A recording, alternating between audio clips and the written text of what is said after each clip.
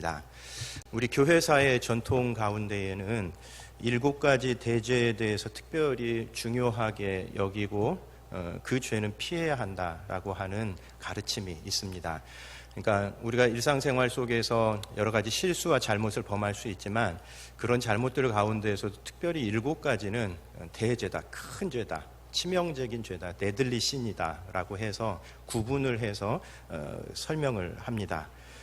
이렇게 7가지인데 교만, 인색함, 질투, 분노, 음욕, 탐욕, 나태, 이렇게 해서 이 7가지에 대해서는 대죄다라고 그렇게 구분을 합니다. 얼핏 보면 좀 이상하지요. 다 죄면 똑같은 죄고 다 하나님 앞에 잘못인데 그 가운데 죄의 경중을 따지는 것이 좀 이상하게 느껴질지 모르지만 특별히 7가지에 대해서 더 치명적인 죄다, 더 심각한 죄다라고 설명하는 데에는 이런 죄들이 그 자체로도 죄지만 다른 죄들을 양산해내는, 유발해내는 원인이 되기 때문에 7가지 대죄라고 이렇게 부릅니다. 여러분 그렇죠?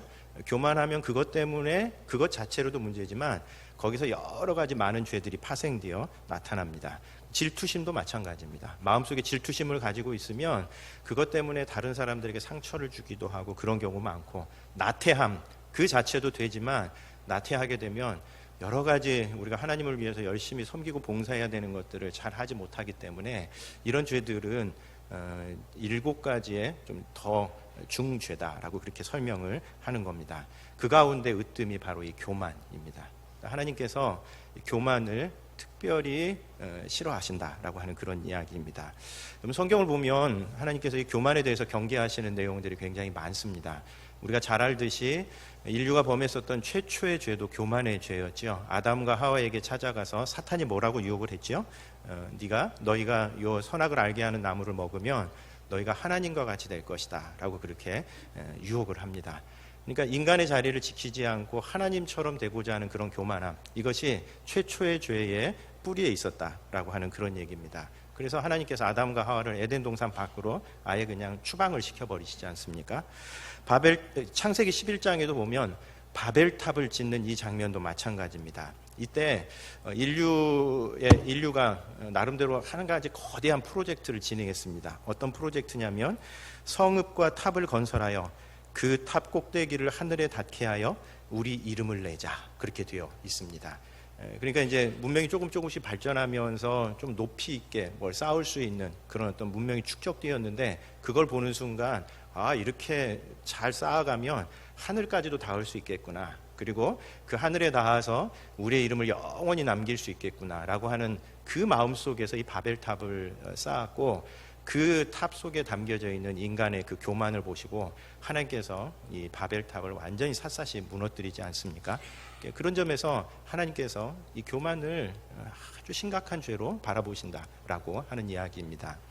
우리가 지난달까지 에스겔서 묵상을 했는데 특별히 에스겔서의 중반부에는 이방 나라들을 향해서 하시는 말씀이 있습니다. 그러니까 전반부는 그 당시 유다 공동체를 향해서 하시는 말씀이고 중반부가 바로 이방 나라들, 그러니까 유다 주변에 있었던 나라들을 향해서 그 예언의 메시지를 전하는 건데, 그 예언의 핵심이 뭐냐면 결국은 너희들이 교만해서 하나님께서 심판하신다라고 하는 그런 이야기입니다. 그러니까 이 교만이라고 하는 것은 믿는 사람들에게는 물론이고 하나님을 모르는 사람들에게도 하나님께서 아주 심각하게 여기시는 죄다라고 하는 그런 이야기입니다. 반면에 겸손은 우리가 배워야 할 주님의 성품이죠. 우리가 잘 아는 말씀, 마태복음 11장 29절 말씀. 나는 마음이 온유하고 겸손하니 나의 멍에를 메고 내게 배우라. 그리하면 너희 마음이 쉼을 얻으리니 라고 말씀하고 있습니다. 예수님이 어떤 분이시냐면 온유하고 겸손하신 분이시다라고 하는 거고, 우리가 배워야 할 예수님의 성품이 바로 그 온유함과 겸손함이다 라고 하는 그런 이야기입니다. 그런 점에서 오늘 우리들이 이 땅을 살아갈 때에 특별히 하나님의 백성으로서 주님의 겸손한 성품을 배우는 성도들이 되어야 할 줄로 믿습니다. 우리가 오늘 이 로마서 11장 후반부에 있는 말씀을 읽었는데, 이 로마서 9장부터 11장 전체가 이스라엘의 구원 문제를 다룹니다. 그러니까 로마서에서 상당히 비중 있게 다루어지고 있는 것이 바로 이스라엘이 어떻게 될 것인가 하는 문제였었습니다. 왜 그랬는가 하면 이스라엘의 구원이 이스라엘이 어떻게 될 것인가 하는 이 문제가 초대교회 당시에는 물론이고 사도 바울에게 있어서도 굉장히 중요한 문제였기 때문에 그렇습니다. 이 초대교회 입장에서 봐도 메시아가 태어난 유대인들 자신이 정작 하나님을 믿지 않는, 메시아를 믿지 않는 이 사실은 이 많은 사람들에게 말거리가 될 수 있었던 겁니다. 메시아를 전하면 정작 유대인들은 안 믿지 않냐 이렇게 얘기하면 그것에 대해서 적절한 설명을 해줘야 됐고, 또 유대인이었던 이스라엘 중에 이스라엘이었던 사도 바울 자신에게도 자신이 사랑하고 있는 민족인 이 유대 민족들이 메시아를 받아들이지 않는 이 상황은 바울에게도 굉장히 가슴 아픈 상황이었었던 겁니다. 그래서 이방인의 사도로 자기가 주로 이방인에게 복음을 전하지만 자기 나름대로도 자기가 지금 하고 있는 이 일이 자기 민족 유대인으로서 어떤 의미가 있는지를 자기 스스로도 하나님 앞에 답을 얻어야 했었기 때문에 그런 점에서 로마서 9장부터 11장까지 아주 길게 이스라엘의 구원 문제를 다룹니다. 그리고 그 결론은 무엇이냐면 많은 설명들을 하고 있지만 결국 유대인들이 지금 잠시 메시아를 거부하는 것처럼 보여지지만 나중에는 결국 하나님께서 이방인들이 잘 되는 모습을 보고 유대인들이 그 모습을 보고 시기하는 마음속에서 하나님을 메시아를 믿으니까 이방인들이 저렇게 복받는구나 하는 것을 보면서 유대인들도 다시 되돌아오게 될 것이다. 그러니 이제 사도 바울의 입장에서는 자기가 이방인들에게 복음을 전하는 분명한 목적이 생기는 겁니다. 자기가 이방인들에게 복음을 더 열심히 전할수록 유대인들 가운데에 복음을 믿을, 메시아를 믿을 사람들이 점점 늘어나는 그 기초석을 놓고 있다라고 하는 분명한 자기 자신의 메시지도 갖게 되는 겁니다.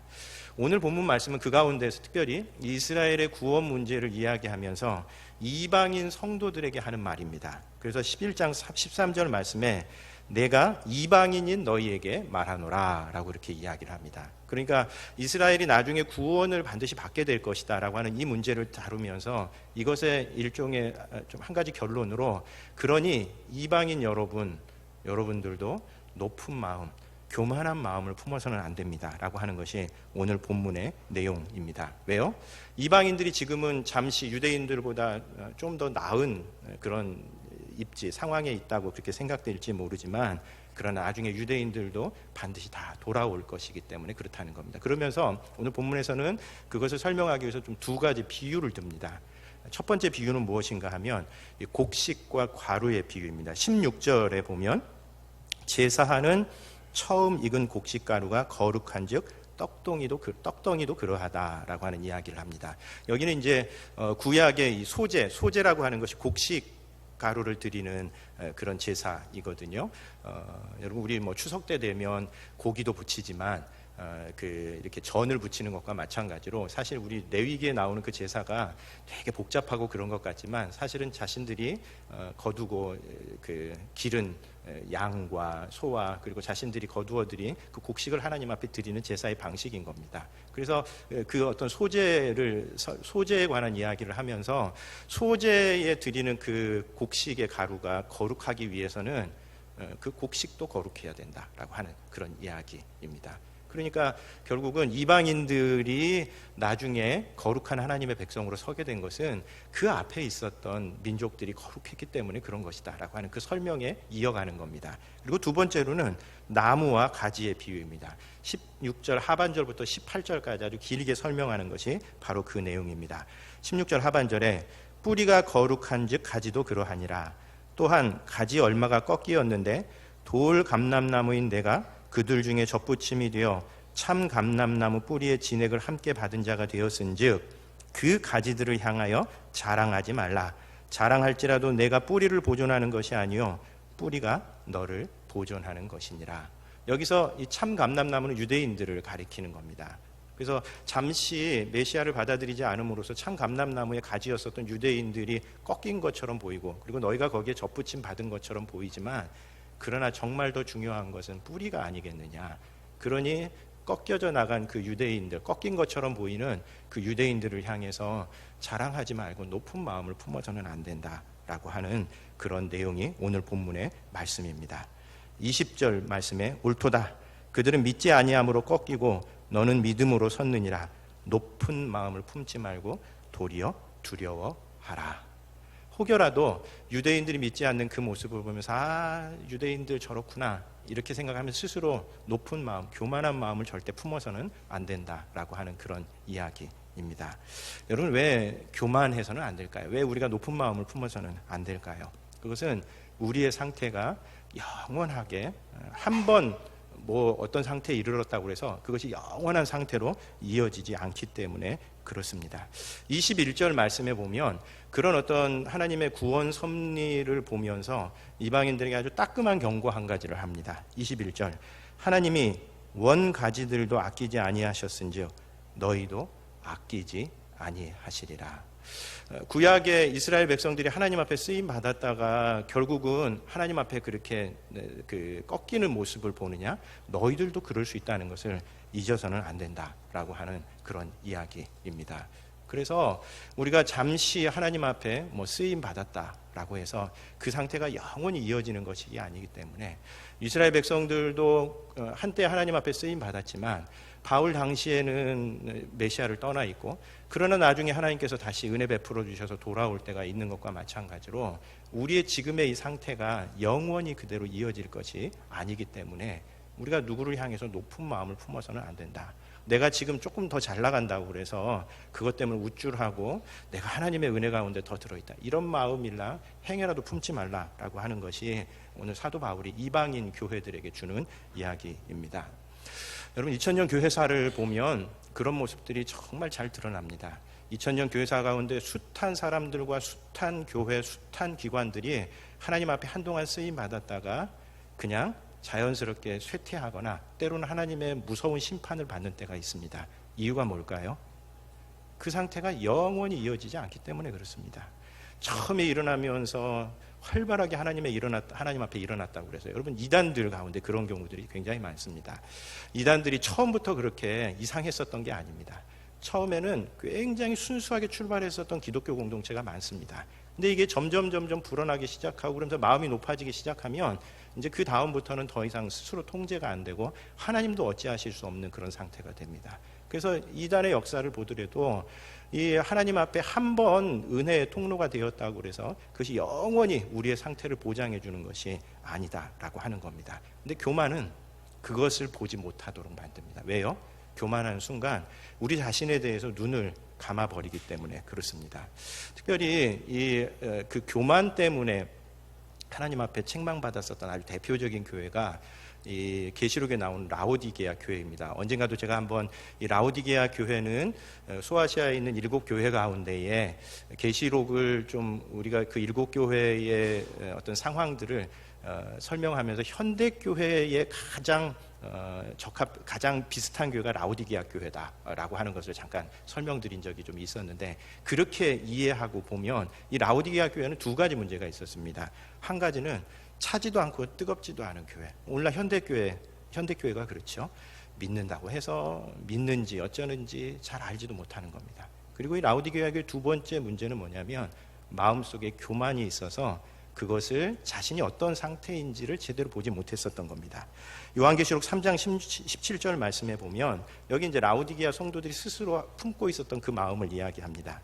네가 말하기를 나는 부자라 부요하여 부족한 것이 없다 하나 네 곤고한 것과 가련한 것과 가난한 것과 눈먼 것과 벌거벗은 것을 알지 못하는도다 라고 라오디게아 교회에게 경고하는 내용입니다. 여기에는 라오디게아 교회인들이 가지고 있었던 일종의 자만심이 있습니다. 왜냐하면 소아시아 7교회 가운데 이 라오디게아 도시가 좀 부유한 도시였습니다. 아주 산업도 발전하고 무역도 발전하는 그런 도시였었던지라 7교회 가운데에서 꽤 부자 교회였었던 겁니다.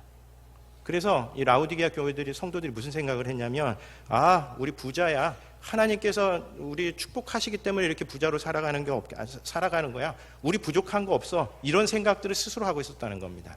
높은 마음을 품은 겁니다. 근데 주님께서 보시기에 라오디게아의 교회는 영적인 상태가 어떤 상태였습니까? 곤고하고 가련하고 가난하고 눈멀고 벌거벗은 상태, 아무것도 갖지 못했으면서 그저 마음속에 높은 마음만 갖고 있었던 교회가 바로 이 라오디게아 교회였었다는 겁니다. 왜 그럴까요?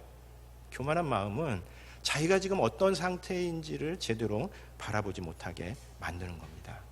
아까 바벨탑 사건을 이야기했었지만 여러분 사실 이 바벨탑 창세기 11장쯤 되어서는 인류의 문명이 상당히 좀 진전이 있었던 것 같습니다. 어떤 진전이냐면 이제 벽돌을 굽기 시작한 겁니다. 우리 인류 역사를 보면 초기의 벽돌은 그냥 이렇게 예상할 수 있듯이 진흙 좀 이렇게 해가지고 말려서 그거 가지고 집을 지었었던 겁니다. 근데 어떻게 하다 보니까 벽돌을 굽기 시작한 겁니다. 여러분 벽돌 구우면 어떻게 됩니까? 훨씬 더 높이 건물을 쌓을 수 있는 겁니다. 그래서 이 창세기 11장에 있었던 이 사람들이 무슨 착각을 하게 됐냐면 와 벽돌을 구우니까 진짜 높은 건물을 세울 수 있게 된 겁니다. 아 하늘까지 닿을 수 있겠구나. 그리고 그 벽돌에다가 자기 이름을 새겨놓으면 그 벽돌은 영원히 갈 수 있겠구나. 이런 착각을 한 겁니다. 여러분 오늘 우리가 생각하면 말도 안 되는 착각이죠. 여러분 벽돌 굽는다고 해서 어떻게 하늘까지 높아질 수 있습니까? 그 쟁쟁한 현대 문명도 하늘까지 절대 닿지 못하는데 겨우 벽돌 굽는 거, 그리고 거기다가 자기 이름 새겨놓는 것을 가지고 자기들이 그냥 높은 마음에서 그런 얼토당토 않는 생각을 품을 수 있었던 이유가 뭐겠습니까? 교만했기 때문에 그렇습니다. 높은 마음을 가졌기 때문에 그런 겁니다. 하나님께서는 그 바벨탑을 샅샅이 다 산산이 부셔 놓습니다. 교만은 우리들로 하여금 우리의 현실을 제대로 바라보지 못하게 만드는 겁니다. 그리고 두 번째로 이 교만은 공동체를 깨뜨려 놓습니다. 오늘 사도 바울이 이 이스라엘의 구원 문제를 다루면서 아주 강조하는 것이 이방인 그리스도인이나 유대인 그리스도인이나 다 같은 뿌리에서 나왔다라고 하는 것을 굉장히 강조하고 있습니다.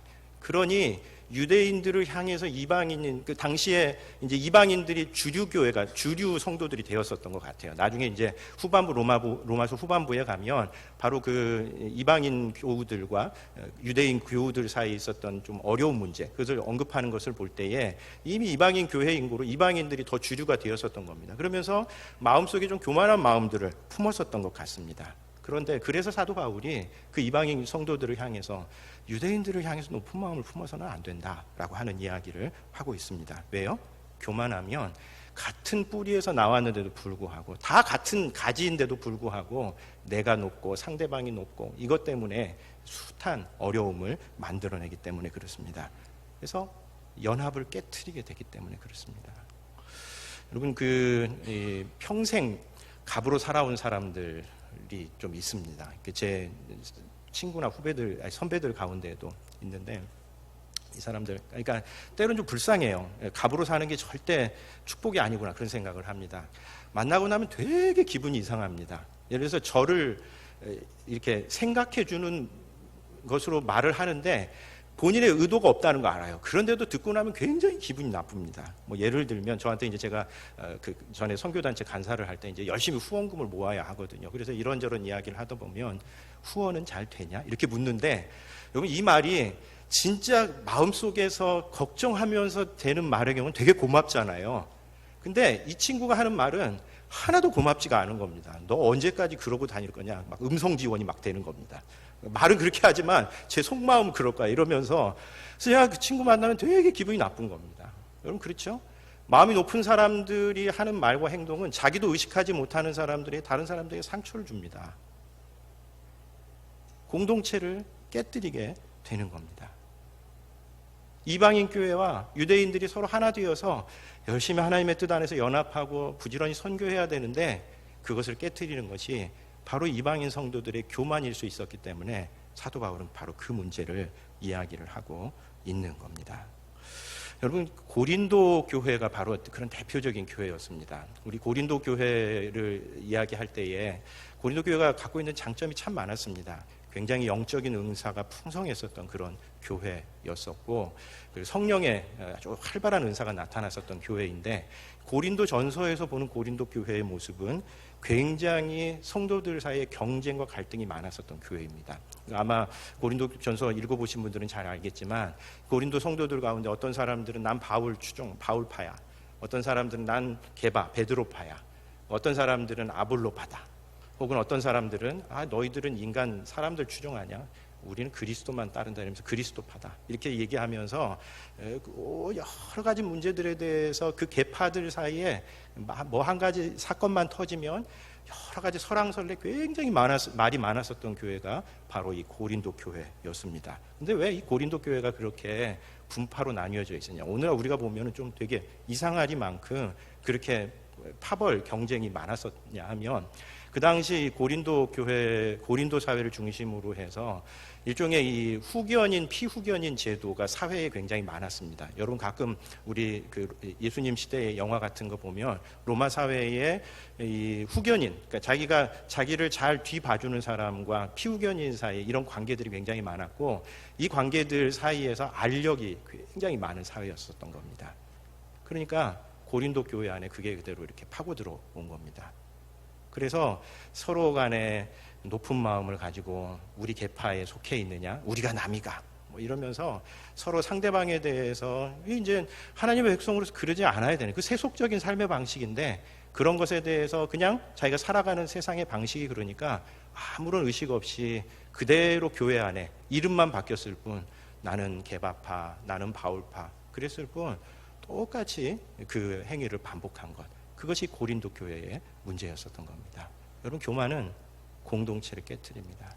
사람들의, 그 사람의 말과 행동을 통해서 여러 가지 숱한 상처를 가져다 주게 된다라고 하는 그런 이야기입니다.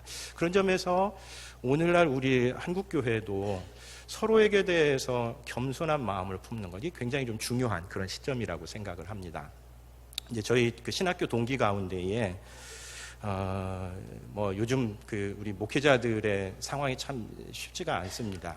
아마 우리 뭐 전체적으로 사회가 그렇지만 교계도 여러 가지로 환경이 참 척박합니다. 그래서 저희 신학교 동기들도 참 고생하는 친구들이 되게 많은데, 그 가운데 한 친구가 있어요. 이 친구는 어떤 친구냐면 10년 전에, 한 10년 좀 넘게 교회를 개척했습니다. 저도 신학교 다닐 때는 잘 몰랐다가 이제 최근에 동기생들끼리 같이 모이면서 이제 이런저런 얘기를 들으면서 그 친구의 그 이야기, 간증을 들으면서 저도 되게 마음속에 이렇게 깊은 좀 울림이 있었던 그런 간증이었었습니다.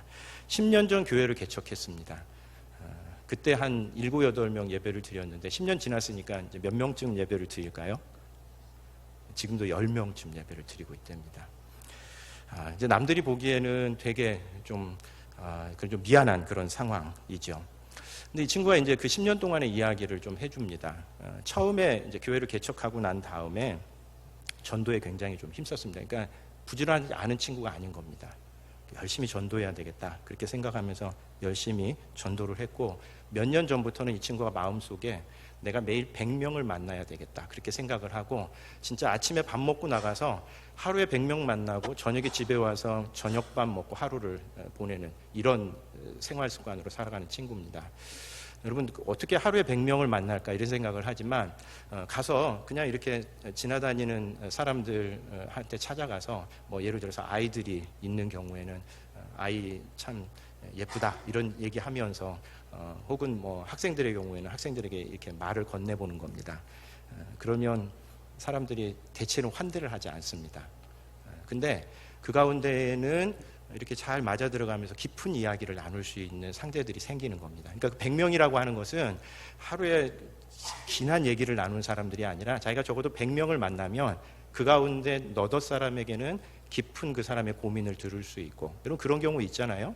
우리들도 마음속에 뭔가 고민하고 있을 때에 전혀 모르는 사람이 나한테 물어보면 그것에 대해서 이야기를 이렇게 자연스럽게 내놓는 경우가 있는 거고, 마찬가지로 이 목사님도 그런 겁니다. 그래서 그렇게 100명을 만나다 보면 그 가운데 몇 명인가는 반드시 깊은 이야기를 나눌 수 있는, 예수님에 대한 이야기를 해줄 수 있는 그런 사람들이 꼭 생긴다고 그럽니다.